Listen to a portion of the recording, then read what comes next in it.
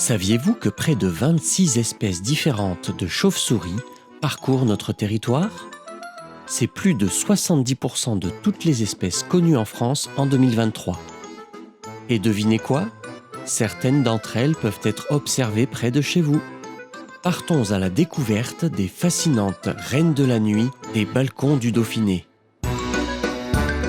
Les chauves-souris, membres de l'ordre des chiroptères, sont uniques en leur genre.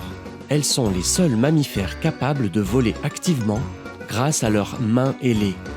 Leurs ailes sont en réalité des mains modifiées, dotées de capteurs sensibles, permettant un vol agile et précis.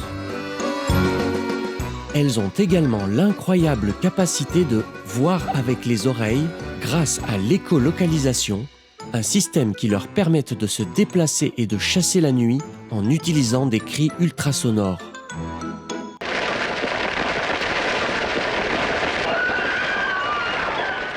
Et non, les chauves-souris ne s'agrippent pas aux cheveux et ne sucent pas le sang des humains. Avec Fanny Richard, partons à leur rencontre sur le territoire des balcons du Dauphiné. Si je reprends depuis le début, c'est-à-dire l'accouplement, vraiment la reproduction, elle n'a pas lieu au printemps comme beaucoup d'espèces, mais à l'automne, où les mâles et les femelles vont se réunir dans des sites spécifiques. Ensuite, elles vont passer l'hiver bien souvent dans des cavités souterraines, que ce soit des cavités artificielles ou des cavités naturelles. En île Crémieux, par exemple, on a quelques cavités naturelles, des grottes, et puis on a aussi tout un tas de réseaux de cavités artificielles, que ce soit des caves, que ce soit des anciennes mines de fer. Au printemps, les femelles vont se réunir en colonies de reproduction pour mettre bas. Elles vont se réunir dans des sites bien spécifiques. Ça peut être dans des combles, dans des greniers, tandis que les mâles, eux, ils vont être plutôt isolés. Après, en plein été, les individus vont avoir une période d'activité maximale et c'est vraiment là où, quand on se balade le soir, on va voir le plus de chauves-souris qui tournent autour des arbres ou autour des étangs. En France, toutes les chauves-souris sont insectivores et c'est pour ça que c'est intéressant d'avoir aussi des chauves-souris autour de chez nous parce que c'est des grosses mangeuses de moustiques. Et après, évidemment, elles ont un rôle essentiel dans les équilibres des écosystèmes. Bien qu'il existe des prédateurs naturels, l'essentiel des pressions subies par ces merveilleuses créatures sont d'origine humaine.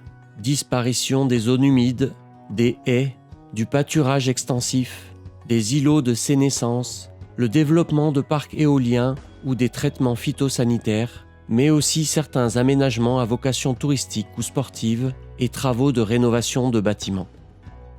Les chauves-souris sont essentielles dans l'écosystème, mais elles sont menacées. Que faire pour les protéger ?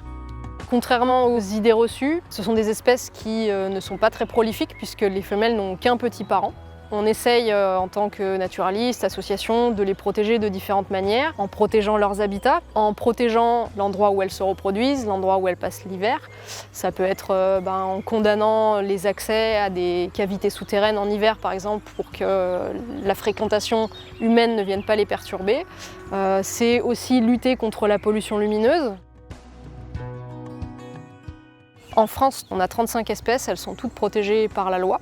Quand on a des chauves-souris, c'est plutôt une bonne chose et notre travail à nous et le travail d'inventaire qu'on fait aussi, c'est pour améliorer nos connaissances, mais aussi pour sensibiliser, faire de la communication auprès du grand public et essayer de véhiculer un message plus positif pour permettre une meilleure acceptation, que tout le monde puisse cohabiter de manière harmonieuse. Si vous trouvez une chauve-souris blessée, sur le territoire du Nord-Isère, on a la chance d'avoir plusieurs centres de soins pour la faune sauvage. Celui vers lequel on se tourne généralement, nous à l'association, c'est le Ticodrome. Donc voilà, si vous trouvez un animal, que ce soit une chauve-souris ou un autre animal, avant toute chose, il faut vraiment s'assurer qu'il est en détresse avant de récupérer et de contacter un centre de soins. Vous aussi, vous pouvez contribuer à leur sauvegarde en évitant tout dérangement durant l'hiver et l'été, en partageant vos questions, voire vos observations avec les associations locales et en prenant certaines précautions lors de vos travaux de rénovation notamment.